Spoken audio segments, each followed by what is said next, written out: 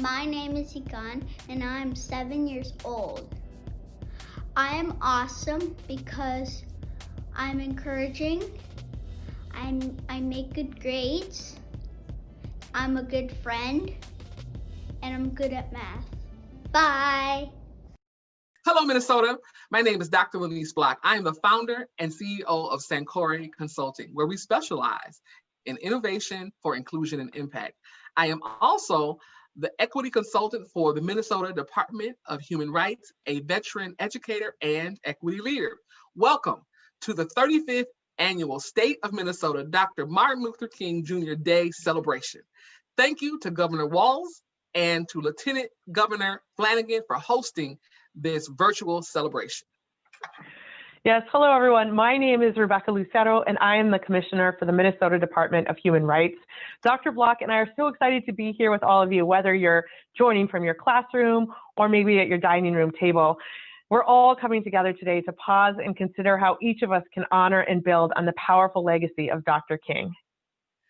And to do so, we will talk with Matthew A. Cherry, the award-winning director, writer, and producer of Hair Love. Now for 2021, our theme is Beloved Community, Beloved Connections. Dr. King's vision of a beloved community is a society that embraces justice and love, actively works to end racism and poverty, and builds a community where we can thrive. At a time when many of us feel disconnected from each other due to COVID-19, we need to remember to embrace our beloved connections. We are interconnected, we are interdependent, and we need each other. And as we come together, we're called to make real systematic change to end hate and discrimination. That's what Dr. King worked for. We are called to actively undo racial disparities that have existed in our country for generations. As an educator, I know that the students in Minnesota are working toward this every day. It gives me hope. Thank you to all the young Minnesotans. Thank you for the work to dismantle systems of oppression and challenge biases. Thank you for proclaiming that Black lives matter, Black women's lives matter, Black GLBTQ+ lives matter, Black disabled lives matter. Together, we can build a more just and loving world. To begin the program, we are honored to have Jediah Steele, a phenomenally talented high school junior, sing the Black National Anthem, Lift Every Voice and Sing. And following this powerful performance, you'll hear from Governor Walz, Lieutenant Governor Flanagan, and from students and youth across the state.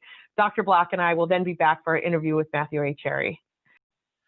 Lift Every Voice and Sing was written by James Weldon Johnson, who himself was a principal, and performed in 1900 by a group of 500 children in a segregated school in Jacksonville, Florida. Lift Every Voice and Sing reminds us to never forget the suffering of the past and roots us in the realities of today. This song also reminds us to be true to who we are and to continue to persevere. As such, it is an anthem. It is customary to stand. If you are able, please join us in standing for the Black National Anthem.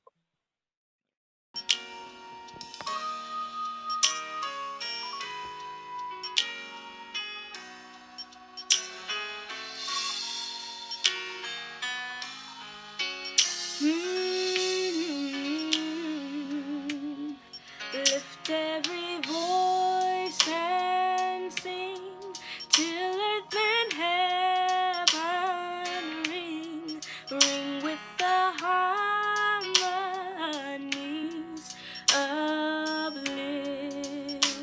liberty. Let our rejoicing rise high as the listening sky. Let it resound loud as a rolling sea. Sing a song full of the faith that the dark past has taught us. Sing a song full of the hope that the present has brought us. Facing the rising sun of our new day begun, let us march on to victory is won.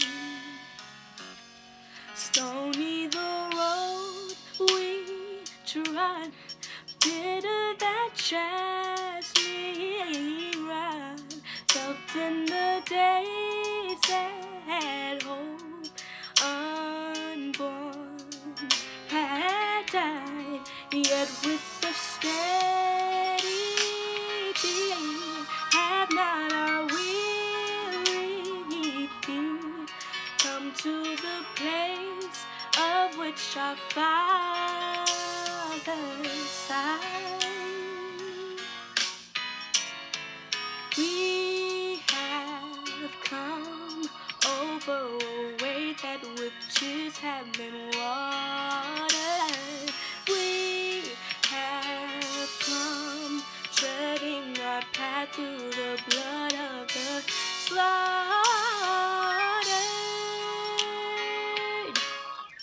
Out from the gloomy past, till now we stand at last, where the white gleam of our bright star is cast. God of our weary years, God of our silent tears, God who has brought us thus far on the way, God who has by thy mind led us into the light, keep us forever in the path we pray. Lest our feet stray from the places our God where we met thee, lest our heart, drunk with the wine of the world, we forget thee. Shadow beneath thy hand, may we forever stand true to our God, true to our native land.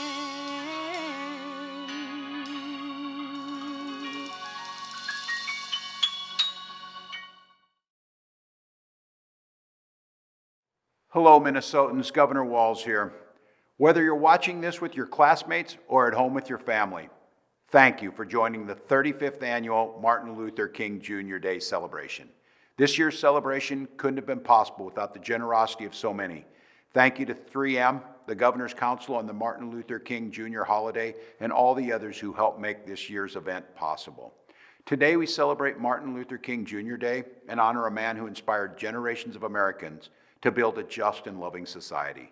Dr. King had a vision for the world that kids could grow up in. He fought to dismantle racist structures. He challenged us to meet fear and hatred with action and love. He recognized the power of many and brought people together to build a beloved community. The world Dr. King dreamt of is a world we're still working to shape together. We have seen that the COVID-19 pandemic has only exacerbated existing inequities for communities of color. And last May, the world watched in horror as George Floyd's humanity was taken away from us. Both the pandemic and George Floyd's death have exposed what we already knew to be true, that there's an urgent need for meaningful change in our state and country. We will not wake up one day and have the disease of racism cured. Minnesota consistently ranks highly for our public schools, innovation and opportunity, and happiness, if you're white. If you're not, the opposite is true. Our continued struggle with violence and racism is a fundamental public health crisis. We must do everything in our power to come together as one community to deconstruct generations of racism in our state so that every Minnesotan, Black, Indigenous, brown, or white, can be safe and thrive. We must ensure that Dr. King's life and legacy as a leader of the civil rights movement continues to live on in Minnesota and across this country. Thank you. Hi, my name is Jada and I'm 12 years old. I know I'm awesome because I think all people matter and have good in them. I work hard in school to get good grades. I also play many sports to keep me fit and athletic. I like to help out my neighbors by raking their yards and shoveling for them. My name is Tiger. I'm awesome because I help my mom at work when I can. I help my little brothers. I like science and I like to play with them. I like to be nice. I like to be myself. Welcome to the 35th annual Martin Luther King Jr. celebration.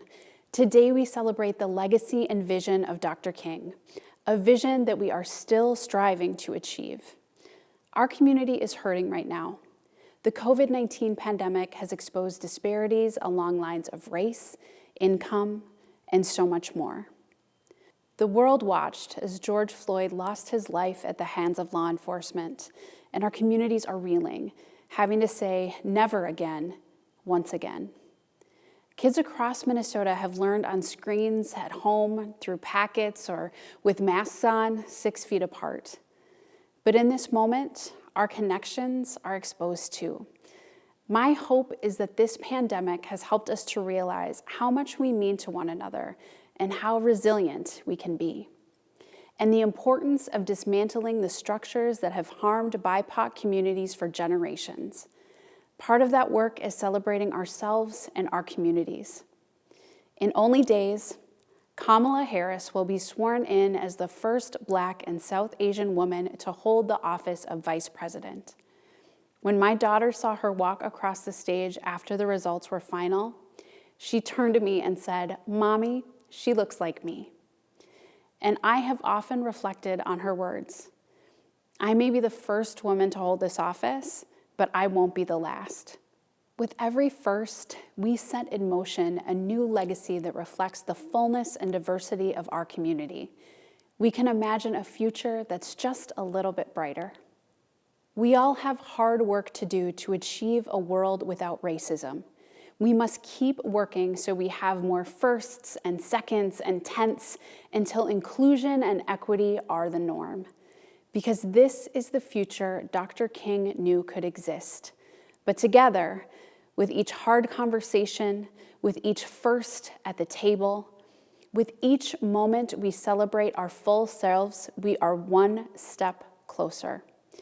I see you and I believe in you. Love yourselves and your beloved community. My name is Luke. I'm 9 years old. I am awesome because I'm the best drawer of 3rd grade. My name is Matthew. I am 11 years old and I'm awesome because my hair gives me superpowers.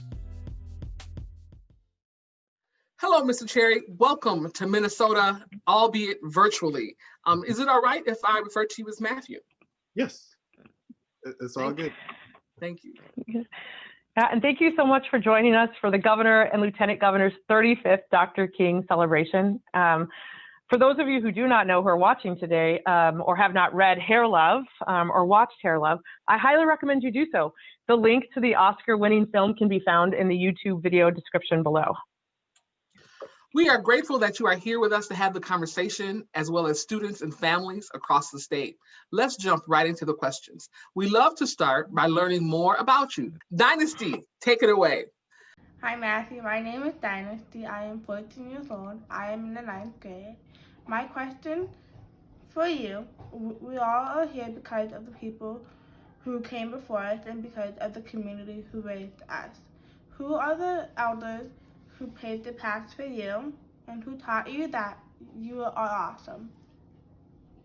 Yeah, I definitely think I'm awesome because the people that came before me, like, my mother and father, Kenneth and Diana Cherry, my grandparents, on both sides, my aunts, uncles, and the ancestors that came before them. They came from Mississippi up to the Midwest to look for a better life. And I definitely think they're a big part of why I am who I am. Great, thank you for that. Now, of course, many people know you because of your Academy Award for Hair Love, but you've also done a lot of really impressive work. You've directed episodes of Blackish, you produced music videos with Beyonce and Snoop Dogg, and of course, you played in the NFL. So can you talk a little bit about your path? And I'm wondering, what advice do you have for young people, especially Black youth, as they think about what their future looks like? Well, yeah, I've definitely lived many lives. I feel like just turned 39 the other day, and Happy birthday! thank you. And for me, my path was just growing up. I always was into film and television. Grew up in Chicago, and there weren't a lot of films that were shooting in our neighborhoods or community. Obviously, Chicago now is a bit of a hub for film and TV, but it wasn't like that when I was little. And was involved in like a lot of team sports as a kid. Football, baseball, basketball, track and field as well. Played all four in high school, and went to the University of Akron on a football scholarship, and majored in radio, TV broadcast, and minored in media production. And I just kind of always like had one foot in the athletics and one foot into my real interest, which was like film and TV. And just was lucky enough to make it to the NFL, and knew very early on that I was gonna have to get my plan B together really quick, because I got cut my rookie year and then was put on the practice squad, and it was definitely a bit devastating, because that was the first time I really saw politics really meeting athletics. And a lot of it really is outside of your control, and some guys get hurt and some guys don't. Some guys end up on teams where it works out and other guys don't as well. And so I just knew really early on that I would have to get into my major probably sooner than later, and moved to LA when I retired 3 years after playing in the NFL, and heard about this program called Streetlights, which is this nonprofit organization that helps young men and women of color, and you get training about how to be a production assistant on different sets, and also they help you get your first couple of jobs. And so just kind of worked my way up. Started as a PA. Started trying to direct my own projects, which started with music videos and then progressed to short films, and then did my first indie feature called The Last Fall in 2011, and that premiered at South by Southwest. And it's just been kind of one foot in front of the other, and that's the advice I would give. Thank you. That's great advice, Mr. Cherry. Let's talk about hair love. It is a powerful story about family, love, and loving ourselves. When I was young, my mother taught me at a very young age that natural hair is acceptable and beautiful. I remember having Afro puffs going to school in North Minneapolis, similar to Zuri. What inspired you to tell this story? It was a combination of a few things. Like, I've always loved animated films growing up. I feel like most people, if you ask them what their favorite movie is, they're going to mention things like, Lion King and, Incredibles and, all the great kind of Disney and Pixar and even Sony animation films. And, I'd worked mostly in live action, and I had this idea for hair love. And I was like, if I do this in live action, I don't know if it'll have the same impact. And because it was speaking to kids, and it was also trying to, normalize, Black fathers and, Black families, like animation just felt like a more universal medium to showcase the story in, where it would hit more people. And also I was coming across a lot of viral videos of dads that were doing their daughter's hair, and, a vast majority of them were super cute, but it was kind of a bit of a double-edged sword, because, people, I think, were giving extra love and credit to these dads that were doing these daughters' hair. And it was almost like they saw it as an anomaly. Like, oh my God, look at the Black father that's involved in his daughter's life. Like, that's great, but you don't see this all the time. And, I'm not a father myself yet, but recently got married, want to have kids myself. And also I have a lot of friends that are young fathers. And, a vast majority of them are super involved in their kids' lives and would do anything, for their families. And it really was just trying to represent for those dads. And also, obviously, when you watch the short film, you get to see that the entire family is in the mix. And, it's just something we wanted to do that really could, make an impact. And, it's been just insane, like all the love that it's gotten. We recently announced that the book is going to be coming out in Spanish, in early May next year. And it's just been an incredible ride. And there's so many more things to do with it. And it's just been incredible. Another question for me, throughout history, African-American hair, particularly African-American women's hair, has been very political in the natural state. Do you feel like that is changing now, or it's still the same? What are some of the opportunities and challenges that are present now for African-Americans wearing natural hair? I mean, it really depends on your field, right? Like, because, the cool thing about, really both of the fields I was in, sports and, being a filmmaker, I guess you say the arts in general, is like, it isn't as restrictive as I feel like it probably is, and like, working a regular 9 to 5. So, I've never felt like that same pressure to, feel like I've had to change my hair to, get a particular job or an opportunity. I definitely think for Black women though, even being in the arts, there is a different thing, because especially in filmmaking, like, the gold standard sadly is still, straight hair, right? And so oftentimes you have these actresses that wear natural hair in their regular day-to-day life, but then when they get on these sets and they're playing these characters, they want them to straighten their hair to kind of embody this role, because people feel like it'll be that much more appealing to like the mainstream audience. And I think it's just so encouraging having people like Issa Rae and Tracy Ellis Ross and Regina King, and just there's so many incredible actors now who are just really embracing, like, you know what, like, I want to wear my hair like this, and I want other people to feel like they can wear it like this too.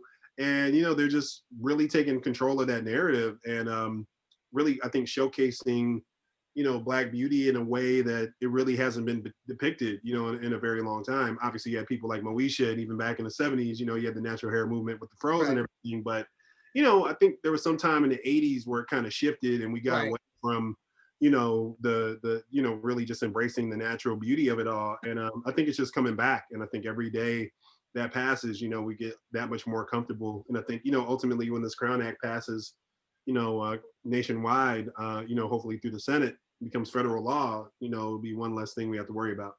Absolutely. I feel like during like the recent depictions in art, you think about his life and imitate art, or does art imitate life, and thinking about, Black Panther and the intentionality about the aesthetic there. And then a recent new Christmas movie, Jingle Jangle, and the very intentionality around natural beauty and expression in that way for African-American people and women in particular. And then of course, hair love for the young people. I feel like this is a trajectory that we're on in this way. And I'm really encouraged by these examples, and really excited for your contribution of hair love to be part of that new emerging canon of self-love and acceptance and beauty and inclusivity all the way around. So thank you so much for your contribution. Oh no, thank you so much. I really appreciate it. You, I think, answered the next question really beautifully already. So it says, your book is an important representation of a Black dad and his desire to affirm the natural beauty of his daughter. Why is this an important story? I think you hit on a lot of these pieces, but is there anything you'd like to add?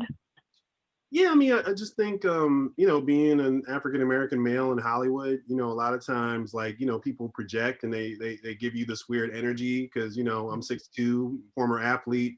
So, more often than not, I'm, bigger than people. And, I think people kind of put that projection onto you that, you're intimidating or, aggressive or kind of whatever these phrases that happen. And those same kind of stereotypes end up making their way into mainstream media, and TV shows, into films, into, ad campaigns, into magazines. You see it in every facet of life. And, I think Black dads have probably gotten one of the worst raps when it's come to mainstream media, always depicted as not present, abusive, all these kind of negative connotations. And just wanted to really represent for the dads that are in their kids' lives. And there have been actually studies that have shown that Black fathers are amongst the most involved in their kids' lives, even if they're not married to the mother. So, just something, again, to really help to normalize that. It was really important for us to, give the dad locks, to make sure he had like a couple of tattoos to really represent him as like how a lot of young fathers are today. And, if you see a young man like that, a lot of people, if they saw a young man like this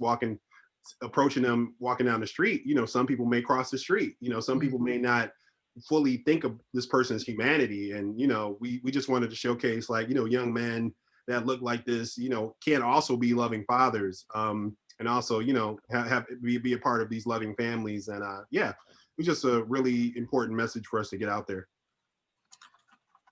Absolutely. Thank you so much for bringing forth those really salient points about how African-American men are portrayed in the media and how this is antithetical to that.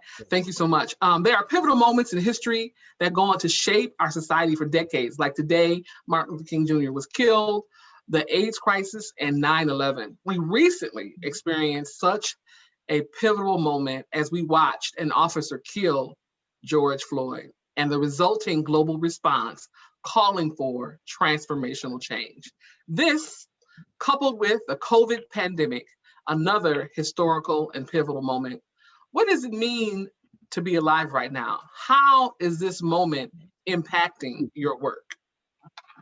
It really is like a big, it's important, I think there definitely were times this year where I was kind of like, is what I'm doing, is what we're doing as artists, does it even matter? There's so much things happening in the world that, deserve attention. Like, what is me trying to, make this movie, is me trying to make this TV show, does it matter? And I think, resoundingly it was yes. People need these outlets. People need to be entertained and to see themselves represented, as fully realized human beings. I think that's where film and TV are most powerful, where it allows you to get a peek inside other people's humanities.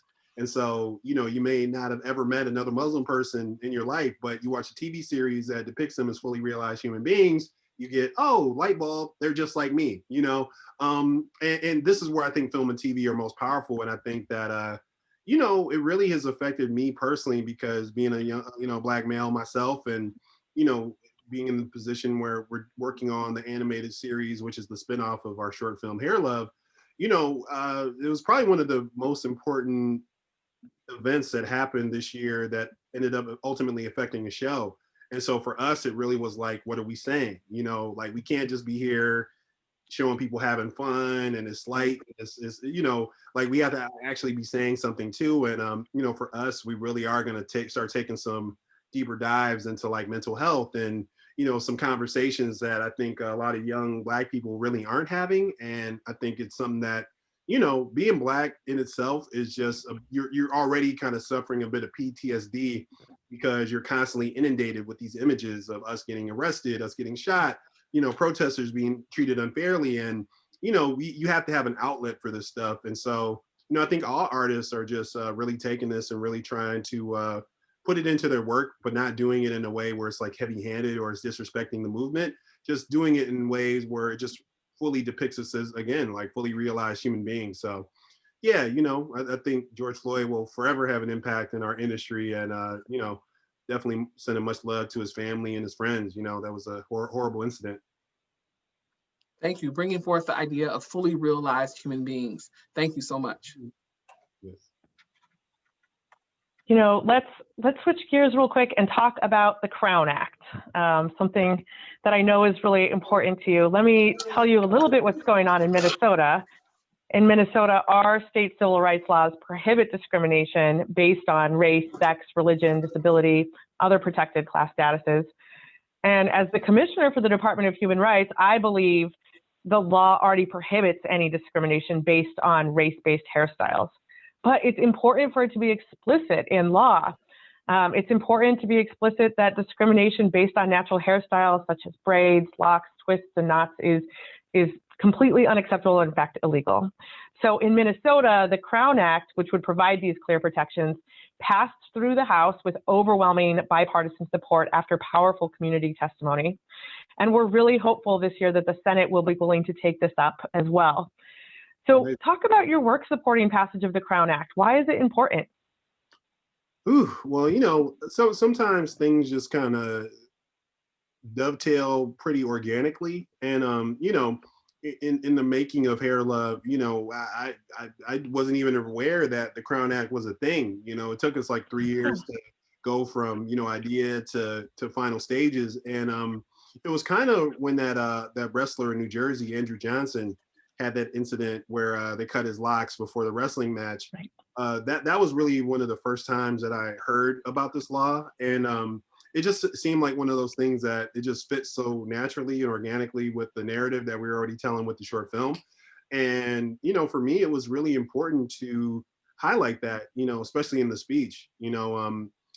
Those moments are ones where, you kind of have to make a choice, because, you only get like 60 seconds between two people to say stuff. And, when you say something, you want it to hopefully be bigger than you. And for me, highlighting the Crown Act was extremely important. And it was just one of those things where I felt like if we could get this on the national stage, hopefully this could just like spiral and make it so that, all the other, however many states at the time hadn't passed it yet, will kind of fall in line. And, so hopeful now with, Biden getting ready to, or Biden being president. And, I just think that it's going to be a great thing. And there's going to be one less thing that our kids have to worry about. Yeah, thank you for your work on that. And even without the Crown Act in place yet, it is illegal in Minnesota. My name's Aries. I'm 18 years old, and my question is, what has inspired you, and what authors or musicians have shaped you? There have been a few, definitely Spike Lee, I think, a lot of us were raised on his film, so definitely Spike. I had the pleasure of being an executive producer on his movie Black Klansman, which won him the Oscar for writing. So that was really, really just an incredible experience. And then I'll also say two other filmmakers. I mentioned her, probably all the time, but definitely Ava DuVernay. I was around when she was kind of first getting started directing and, did her first feature, I Will Follow. And, just being there and kind of seeing her rise, literally kind of from the ground up, was just incredibly inspiring. And I would also say Barry Jenkins, similar situation. Huge fan of his first film, Medicine for Melancholy. And, he helped me get my first movie into South by Southwest. And has just always been just such a great supporter and a friend. And those are the three that I would say have really inspired me. And also, too, I would say people like Issa Rae and a lot of my peers as well, who are really doing great work. I think anybody that is able to tell a Black story or a story that centers their own individual kind of, race or sexual orientation, in film, I think it really is impactful because there's so many other people that get a chance to see themselves through these stories. And, anybody that can pull that off is just a really inspiring person. And, there's so many, and each year it kind of grows more and more. Wow, there's a great list of people to connect with and be inspired by. Thank you. Students like Aries and Dynasty may be watching this video in a class across Minnesota. As an educator, I know how essential teachers are to creating an inclusive world. What can educators do, in your view, to promote inclusivity in their classrooms, to make sure students have the space to demonstrate their natural being, show up authentically, and speak powerfully? I mean, I think it's just really about meeting kids where they are. You can't treat every child the same. A lot of times when you're a teacher, you're dealing with kids from all different kind of backgrounds. And, you just have to, it's a super rough job. They're so underpaid. But it's incredibly necessary. I think anytime you talk to a vast majority of people that have had a little bit of success in life, they all have that one or two teachers in their lives that have really impacted them and really showed them that, they were special and that they could make a difference. And, those voices are needed now more than ever. And, it's all about that personal attention. And, super shout out and much love to all the educators that, go above and beyond. You're very necessary and extremely needed now more than ever. So the late U.S. Representative John Lewis, who fought for civil rights alongside Dr. King, said this about voting: "The vote is the most powerful, nonviolent tool we have in a democratic society." Now, you share Dr. King and Representative Lewis's passion for voting. We saw that in the powerful Blackish episodes you recently directed. And, for the most recent 2020 election, over 160 million Americans voted. And this week, the country will make history as Kamala Harris is sworn in as the first Black, South Asian woman and the first vice president to have graduated from a historically Black university. So tell us why it is important to continue the work of Dr. King by ensuring that voting remains a powerful tool for democracy. Why should people vote? I think voting is just, a God-given right that not enough of us have because people are constantly working to take it away from us. As you saw in the past election, the voter suppression is such a huge issue. And, is how you're able to make your voice heard, and it's bigger than just the big, kind of shiny, presidential elections, you have the local elections are actually probably some of the most important ones because they impact your community directly. They tell you where funding is going and, who's getting resources, who aren't, who are going to be the people that are in charge of, who are the DAs, who are the judges, and so I think, voting is just really a great way to make your voice heard and to also help change your surroundings if you feel like it's not something that you're liking anymore, So true. Voting is a powerful tool. Yeah. Now, back in October, you tweeted, yep, we followed your tweets. So back in October, you tweeted, be a good person, do good work, give back to your community, help bring others up, help spread joy. So that tweet seems to speak to Dr. King's vision of a beloved community. So what does a beloved community look like to you? I mean, it's kind of all right there, just somebody that knows that you're a part of something bigger than yourself, it's not all about you, as much as sometimes it may seem. And, you always got to just try to reach back and help others who are not in as fortunate a position as you may be. Because even if you're feeling like, man, I want to be a lot further than I am, you can look back and probably the moment that where you currently are is something that you probably prayed to be at. And so you just got to take it all in stride and, don't forget to help others because you didn't get where you are on your own as well. As you think about young people across the state of the nation, do you have any things that you would recommend for them as they think about activating their own beloved communities in their space? Any sort of tips and hints for them activating, building beloved connections and moving toward a beloved community? I think it just all really begins with intention.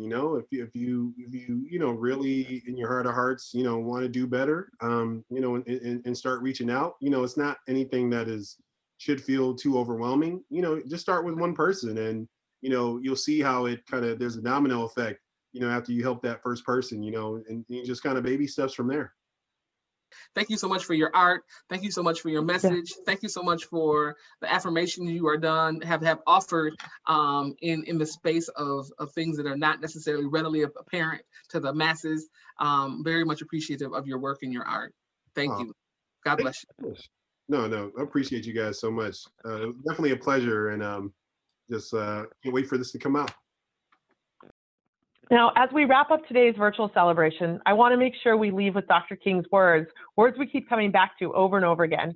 As he embarked on his Poor People's Campaign, Dr. King said, "We are all caught in an inescapable network of mutuality, tied into a single garment of destiny. Whatever affects one directly affects all indirectly."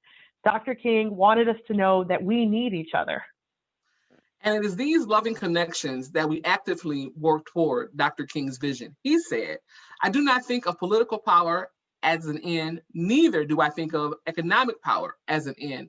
They are the ingredients in the objective that we seek in life. And I think the end of that objective is truly brotherly society and the creation of the beloved community." We hope this celebration has brought you joy, love, and a commitment to bold action. On behalf of the Governor, Lieutenant Governor, the Governor's Council, 3M, Penumbra, and all the state agencies that contributed, thank you so much for joining us today to celebrate Dr. King. So happy birthday, Dr. King. Happy birthday, Dr. King. My name is Simeon, and I think I'm awesome because I'm being me every day. And I think I'm awesome because I help my little brothers, Manny and Noah. And I think I'm awesome because I play games that my big brother Tiger tells me to play sometimes.